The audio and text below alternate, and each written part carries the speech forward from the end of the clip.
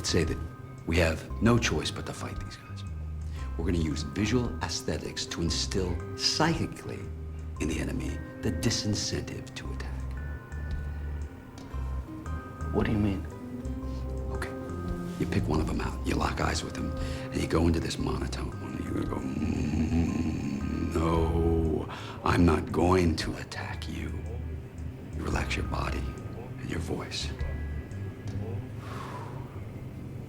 And you just rip out one of his eyes. Or you get a pen and you stab him in the neck and you create this fountain of blood. And I mean a real fountain, get it squirting all over his buddies. That is a psychic disincentive right there. You haven't got a pen.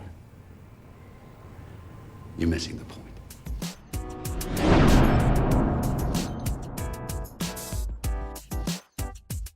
You're listening to Foundations for Founders, a podcast about startups and life and everything in between. Hey everybody, welcome to another edition of Foundations for Founders. I'm Daniel Reyes. I'm Angel Graham. And this is our third episode. Round three. Yeah, third time's the charm, right? Maybe we'll get it right. Yeah. No, I'm just kidding. Yeah, exactly. So we've got a bunch of interesting stories, everything from secondhand graves to cereal cafes. Yeah, it's going to be a good show. It's going to be a good show. And then we're also going to talk about ways to fund your own startup. Mm-hmm. So if you're looking at starting a business, we've got some ideas for you. Collecting spare change, the right. Random peel and win games from invest in a metal restaurants. detector. Yeah. And we'll definitely talk about that for sure. For those of you that don't know, Angel and I run a startup company called Haggle Champ. Hagglechamp.com. That's correct. It's basically what we do is we get car dealerships to compete against each other over your business. So pretty excited. It's a brand new company, so that's why we're calling our podcast Foundations for Founders, because we're just laying down our foundation as well. Yep. We're going through this with all of you. Exactly. Well, Angel, how was your week? It's been an eventful week for us. It has been an eventful week. It's been a pretty busy week. Not too bad. I wish the weather was a little bit better, but it's like as though winter just bam arrived. Like we were doing well in Seattle for a while there, and then boom, cold. Oh yeah. Yeah. That's what's happening over here too. Yeah. For those of you who don't know, I live in North Idaho. Mm-hmm. Angel lives in Seattle. Mm-hmm. That's Western Washington, also kind of north. Right, also north. Well, maybe we should get to our news stories. Okay. What do you got in the mail today? Yeah, exactly. Well, our first news story comes from theslate.com, and it says, Hyundai and Kia fined over overstating miles per gallon of more than 1 million vehicles. Wait, what did they find? They are fined. They're being fined. They are fined, okay. Yes. It looks like they're going to be fined monetary discipline style fined. Yeah, they're going to be fined right around. Okay. Yeah, they're going to be fined right around $300 million by the Justice Department. Well, that's a fair amount. Yeah. Right. That's for overstating gas mileage on window stickers of cars. Okay. Apparently, what happened is the Korean automaker, the Hyundai Motor Group, will be fined at least $100 million, mm-hmm. and then they will also have to forfeit $200 million in greenhouse gas credits. So that's where the $300 million comes into total. So they're saying everyone's that got to get paid on that one, I guess. Yeah, no kidding. Well, so now, what is this sticker? Is this that factory sticker? That comes in. Yeah, that says you get 32 miles per gallon or whatever. Oh, okay, gotcha. Yep. And what they're saying is that they boosted the number of miles per gallon by 1 or 2 miles, depending on the model. The sure. Kia Soul, Everyone however, rounds up, right? That's basic. Well, I guess, but the Kia Soul was rounded up by a hefty 6 miles per gallon. Ooh, what's the difference there? I thought it was more of a green car just because of the hamsters. Yeah, that's just their. Well, I guess they did put a lot of marketing into that, didn't they? They did. Yeah, they did. They were. Yeah, so they're gonna have to pay quite a bit of money. Well, here we go. The header of this, and we'll provide the links for the listeners. For sure, it's in the show notes. If you drive a Hyundai or a Kia and you've ever run out of gas, it Mm-hmm. may not have been your fault. Exactly. What? Well, you know. Yes, it It's, is. I don't care what the MPG sticker says. If you run out of gas, come on. Well, watch There's a your light, needle. isn't there? Yeah, right. Yeah. I like to not let my truck get below a quarter of a so tank. authoritative, the You know? beginning of these. I love where you find these from, man. I gotta say. Oh, I know. But, you know, they're saying that, essentially Hyundai is saying that they just didn't understand the way the government calculates their miles per gallon, and so that they basically messed up. Well, maybe they had an older calculator. Maybe, you know. Maybe they updated the firmware of their miles per gallon calculator, and then it's an oversight. It's just a $300 million oversight.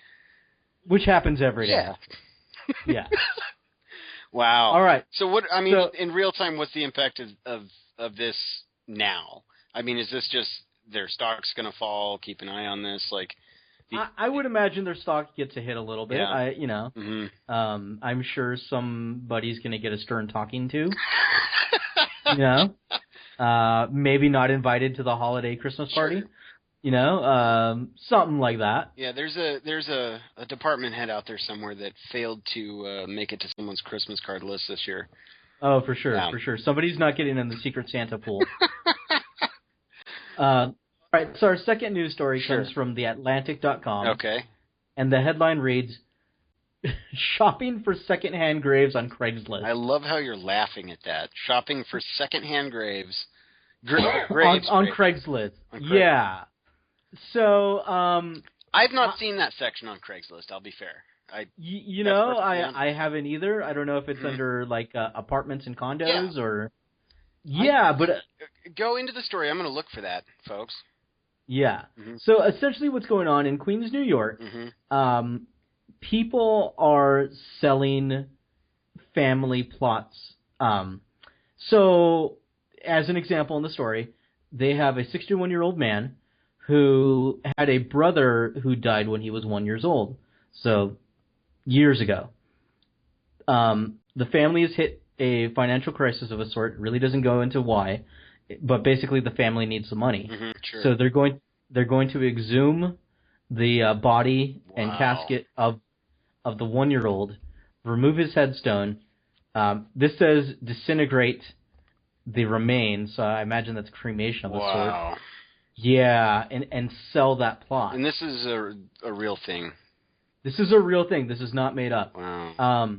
To give you an idea, a secondhand grave in New York and New Jersey area is going for anywhere between $1,500 to $11,000, and a secondhand mausoleum crypt goes anywhere between $8,000 and $14,000. So it's a lot of money. Another one. Oh, and I've got his ad right here. Looking to sell 4 graves. Reads this ad. No need for them since moving to Florida. Well, that seems logical. Yeah. Yeah. Yeah, well, that makes sense, but that's not somebody's grave in there, you know? I guess. I mean, all right, so here we are. Craigslist, New York, real quick. For sale, we're under all. Antiques, appliances, arts, crafts, beauty, blah, blah, blah, cars and trucks, GE, computers, garage sale, no graves, nothing. Well, I mean, my heart kind of goes out to this family, because clearly they need the money. I don't think they thought, well, crap, we need $1,500 to party. Still. You know, I know. I mean, that's horrible on so many levels. Wow. Yeah. All right. Let's turn the corner. Let's move past that. So we're going to take a right-hand turn, folks. Yeah, and let's do something a little bit more fun. Yeah. So we're looking at thedailyedge.journal.ie, and the headline says, Irish brothers set to open the greatest restaurant in London for cereal. And brothers Gary and Alan Kearney are set to create the world's first cereal-only cafe. Well, someone had to do it. Somebody had to do it. They promised that they will offer... Did they cut a menu for this now? Oh, yeah. They have a menu. Wow. They promise that they will have over 2 floors in the cafe with over 100 different cereals and 13 different types of milk and 20 different toppings. So this isn't, just hey, I woke up in my pajamas and I'm gonna Like, go could into you my put kitchen. bacon on it? Like toppings? I Like, what is... I don't what? know. I don't know. Wow. 100 different cereals these guys are touting. Okay, so like Mhm. my favorite cereal is Captain Crunch, Right. and I think I would kind of like it with some cocoa. What is that? Cookie Crisp. Okay. I think that would I be could see that. Now, where do you stand on the hot cereal thing? Oh, to me that's just oatmeal. So you're not one of those malto meal or cream of wheat No. kind of guys? No. It's just plain Jane steel cut round oats for you, huh? To me, cereal is the breakfast of the person who's given up for that morning. You've just said, I don't want to try too hard. I want to throw something in a bowl. I want to pour something on top of it Yeah, but and now eat you that. have a choice of over 100 cereals to choose from here. Right, but I think the problem is you're making such a simple thing Mhm. complex. You know? That's just what gets me, you know? Well, I suppose it depends on what they're charging for it, because, I mean, how long does it take to eat a bowl of cereal if you... that begs the question why you didn't do it at home before you left, but, I mean, this is a destination spot, right? Like, you can't... Well, it's going to open in London, so... And apparently they had tried to get some crowdfunding, and actually we're going to talk about funding your startup in a little bit. Mm-hmm. So that's a great dovetail. But they tried crowdfunding and didn't get as much money as they had hoped. Okay. But they were so set on this, they raised the money independently, and now they're going to launch it. They promised there's going to be all sorts of cereal memorabilia. Mm-hmm. I guess kind of like a Hard Rock Cafe for cereal. Okay. I don't know. I don't know if I care that much about cereal. Like if there's a line there, or they tell me the wait's more than 20 minutes, I'd probably be like, I'll just go to the drugstore and get something else. So I got a question. How long till the Pop-Tart Cafe opens? Well, right, exactly. Or the iHot, right? I've long since thought about the International House of Toast. That would be amazing. Right? Someone's got to do that. Oh, yeah. And I'm just gonna kind of go down this road. So, like, there's always an IHOP, right, that shares a parking lot with some major hotel chain. There's always typically you'll find like a Quality Inn Suites, right, and then boom, there's an IHOP there. Mm-hmm, What if you opened a Quantity Inn Suites, right? So your slogan could be we almost always have vacancy. Right, and you just intentionally double book rooms where there's like bunk beds in it and crazy stuff, and then send them off in the morning to the International House of Toast. Okay. I mean, You're not buying it. No, I'm not buying it at all. My question on this cereal thing, though. Yeah. So if you're like staring at the menu and there's a picture and there's like I don't know, 12 or 13 Cheerios on the spoon. Do you think that this restaurant could be fined, like Hyundai was, for misrepresentation of how many O's are in the spoon there, if you really only had room for 10? Well, I'm just wondering, like, the cereal that's magically delicious and the other one that is, only kids understand, like Trix, like, I don't know. It's... And then who gets the prizes from all the cereal boxes? That is where I want to go, right? The restaurant that gives those out. Yeah. They're just probably keeping them and putting them on a shelf. Oh, probably. Yeah. I mean, okay, but realistically, does cereal boxes? I'm not a big. I don't usually go to the cereal aisle in the store, admittedly. I mean, but you still get the toy in the box. That's still a thing, not just from childhood.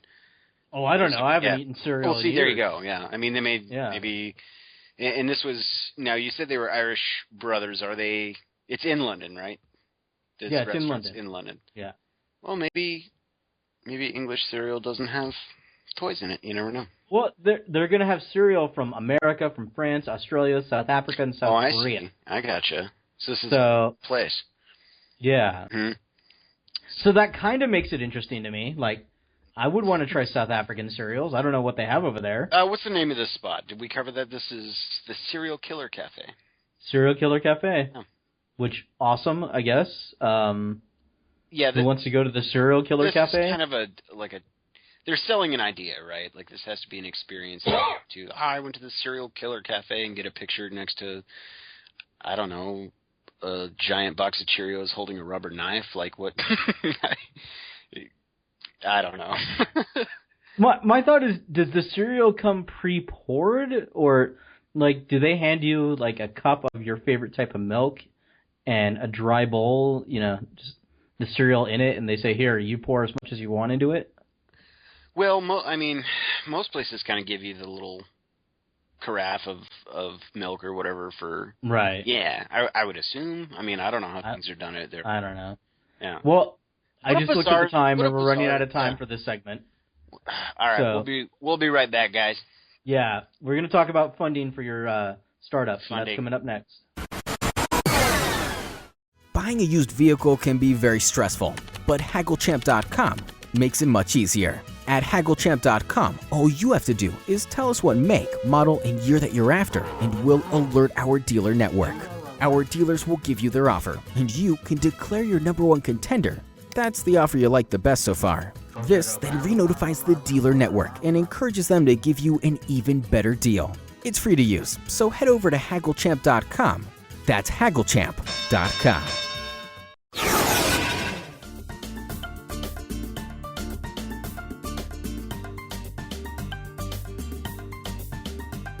Hey friends, welcome back to Foundations for Founders. I am Angel Cram. And I'm Daniel Reyes. We're excited to have you back. That's first segment brought to you by HaggleChamp.com. We invite you to buy like a champ, save like a champ. Haggle. Absolutely. That's right. All right, man, so where were we? We were talking about some bizarre cereal stuff a second ago.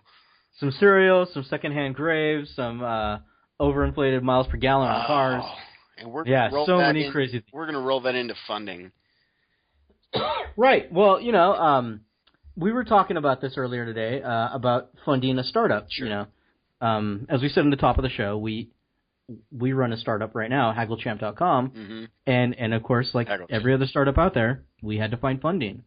And there's a bunch of different ways to go about it. Mm-hmm. And we found an article on Entrepreneur.com that had 10 different ways to fund your startup. Mm-hmm. Realistically, I only did one of these with HaggleChamp, but these are all great ideas, and I know people have done other ones, or some of these other ones. Mm-hmm. So the first one it says, and we'll just are you big in the CEO community now? Do you guys have your own private parties? No, I don't. I don't hang out with Things that Zuckerberg marketing or directors like don't that. get invited to. No, not yet. Not yet. I have not been invited. We invite you, the listener, to share with us your infrastructure secret party ideas. You could find me on Twitter at AngelAspects21, or you can drop me a line at angel@hagglechamp.com. That's true. Or you can get a hold of me. Twitter is at Dan Reyes, or email is daniel@hagglechamp.com. But so the first thing it says on the list is to get a bank loan or a line of credit. Well, and that's tough to do these days. I have been down this road in another business endeavor. Mm-hmm. And that is a tough thing, man. Now, granted, we were kind of up against the financial recession, as it were, like the 07, 08, like money down kind of situation. Right. So it's really, really, really tough to get anyone to buy in at that point. But that is really rough, just from experience. Yeah, and then like chances are you have to put something up for collateral, so it kind of puts your own personal assets and get your business assets, and that's kind of tough. I mean, if you're a sole proprietor, that makes sense, but and I guess that makes a big play too, right? Like we should explain the differences between the types of businesses that you can open too. I think that there'd probably be an entire show in and of itself. That would be an entire show. Basically, where do we sit with this whole thing? We are a S corp, mm-hmm. taxed as an LLC. Sure. So basically, what that means is, as an S corp, I can create a limited number of stocks that are for the company. Mm-hmm. And I can distribute that to investors, partners, that kind of stuff. And so that's what we have. Really? I was told you'd make me a coffee once in a while, and I just kept coming by. Yeah. You guys get paid for this? Not yet. We're pre-revenue, but someday soon. other way you can do, and the advantages of an S corp is, I'll just raffle through these real quick. The advantages of an S corp is the company is not taxed, but the individual founders are taxed. Okay. So you're not, you don't have to pay company tax and then your personal tax. A C corp, which is more of a traditional company, which is like your Coca-Colas or your Walmarts or something like that, those are C corps, and the company is taxed, and then the individual stock owners are taxed. So well, and I would assume that does the state have anything to do with that, or this is all just federal? this is all just federal. Okay. State laws are their own Sure, beast, and sure. Okay. whatever state you're in, look up your laws. Noteworthy to point out, for sure. Right. Yeah. And then the other one is a sole proprietorship, which is, I just got a business permit from my local municipality, and I'm going to start a business. I want to start my bakery or coffee stand or whatever it is you want to do. Mm-hmm. And that's not to say that that's a bad thing or a small thing. It's just different people have different visions, and that's totally cool. Yeah, and correct. And I think for the type of business that you're going to have, the volume of business that you're going to do, and obviously the projected to actual revenue stream is going to play a big factor in that too. Right, absolutely. Okay, so now that we've gone over that. Yeah, let's do it. Let's bring Tim on and we'll talk about that a little bit. Tim? Yeah. Oh, our accountant. Yeah. We'll Sorry, bring I was Tim like, in. Right. Tim? Yes, Who's that? The other guy you promised coffee to. That's right, that guy. Right. I offered him a percentage of coffee. There you go. There you go. So let's get back to Let's these do startup. it. Yeah, entrepreneur.com. We're there. Right. So number 9 is trade equity or services for startup help. So basically just barter your way into some help or, support or services or whatever. Like, if you're really good at computer networking and you need marketing help, well, maybe call a small marketing company in your town and say, hey, can you do some marketing for me and I'll take care of your systems for a little bit? Something like that. Trade things out. You'd be surprised what local business owners are willing to do and willing to work. The church I go to has a lot of business owners in it, and we always talk amongst ourselves and how we can help each other out. And oftentimes not for money, but just because we have different skill sets and we want to help each other out. So, yeah, it works pretty good. It's a great networking pool. Yeah. That's awesome. Negotiate in advance from a strategic partner or customer. This ranks, this is their 8th. Now, these aren't in any order, right? No, these aren't in order of no importance or anything. here. It's just, Okay. it's I'm just on board. different ways to do it. So basically just find a major customer or a complementary business who sees the value in your idea and is willing to front some money to help you get it off the ground.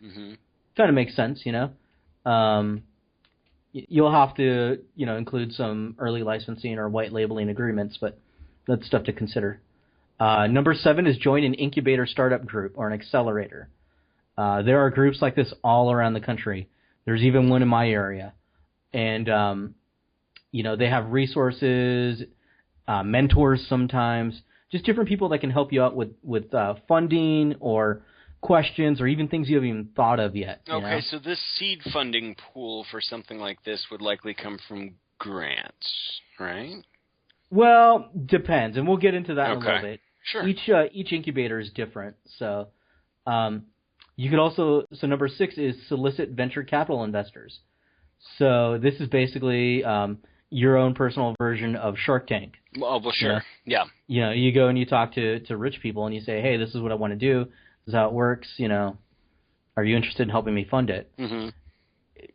Your business is going to get picked apart big time, and that's okay. Just make sure you. Yeah, probably not a bad idea if it's a concept that's not been set into practice yet too. A lot of like if you've seen Shark Tank, at least the 1 or 2 episodes that I've seen in passing, they usually have been off the ground for a little while, and they're looking for growth more so. Right. You're right. Okay. Right. So number 5 is apply to a local angel investor group. So you can use an online. Entrepreneur has thought of it all, hasn't they? Oh, they have. Yeah. They have.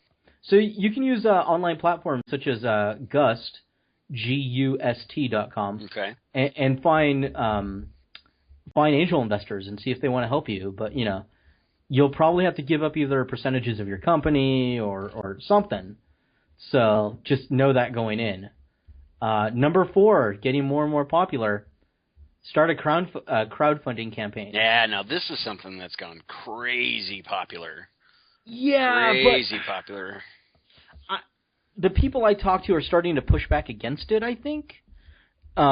Just because, you throw all this money to help somebody start up their business and you got a sticker. Well, I guess so, if that's how things have become. Like, I know that a very dear friend of mine helped out a startup on Kickstarter.com, and these guys were making jewelry in some fashion, like wristwatches, I think was what they were doing. But the faces were variant types of stones, right? Like marble and like really unique pieces and stuff in the gallery. And as a result, he got like a really deep discount on their first run, and then the base plate underneath the watch face, like the part that actually touches your wrist when you're wearing it, actually has him it has his first and last name on it, and it says Alpha Investor on it, and it was like a first press tailored directly to his wrist size, like a gorgeous piece too. Oh, that's awesome. Oh man, incredible. Now obviously not everything, I guess, the way it sounds, if there's pushback on it, and I don't know much about it. But I've only heard minor. Everyone must just be flooding the market then, I guess, if it's come to that. Right. Oh, a sticker. I mean, I don't know. Yeah. But know what you're funding, right? This. Like, even still, if you're crowdfunding, you've got to kind of support the idea. Yeah, absolutely. Right? Like, absolutely. I mean, I saw one Kickstarter recently that I really liked, and it was they called it the world's flattest wallet. Uh-huh. And I love small wallets. I don't like carrying a file case with me. So this thing I loved it, and I think even at the lowest end, you got one of the wallets for free. So I thought that was pretty cool. At least I get a wallet. That's not bad. Sure. Yeah. Okay, so number 3 is request a small business grant. Okay, sure. This is more of a traditional. A little bit. Grant seeking. Yeah. Yeah, you can go to grants.gov and try and find a business grant and see if you can apply for it. I've worked in the nonprofit sector, and I know about getting grants. And sometimes there's a long wait to get your grant. Yeah, no easy task, I would think, if it's a .gov. I mean, not to rip on it, but most .govs mean you get to wait a long time. And I will say, if you go this route, make sure you read everything. And it's not a bad idea to even hire a grant writer. Some grant writers will work for percentages if you get the grant. So that's an option. A lot of times in grants, you will lose out on it just because you didn't file your paperwork in the proper order. Wow. So no do-overs then? No do-overs. Wow. So, yeah, and then sometimes it's like you applied last year, so you can't apply this year. So, just careful with that. Grants are tricky, but they're good if you can get them. It's like a loan that you don't have to pay back. Number 2, which is really the route I went, pitch your needs to your friends and family. Well, sure. Yeah, just go to your friends and family. I mean, depending on what you're trying to raise and how you're trying to do it, and try and collect some money from them. See if they want to help. A lot of early startups do that, and our startup did that as well. And the number 1 they said is fund it yourself. Yep. Which is a lot of that's a lot of what we're doing too. That's true. Self-funded as well. Yeah. Yeah, I mean, you have to decide. People will always say, "Oh, we don't have enough money for this, or we don't have enough money for that." Mm-hmm. Well, that may be true, but if you push on ahead, you'd be amazed what you can get over. Right. Yeah. So, I think those are some great ideas for self-funding and finding money for your startup. Love to hear some of your startup ideas too.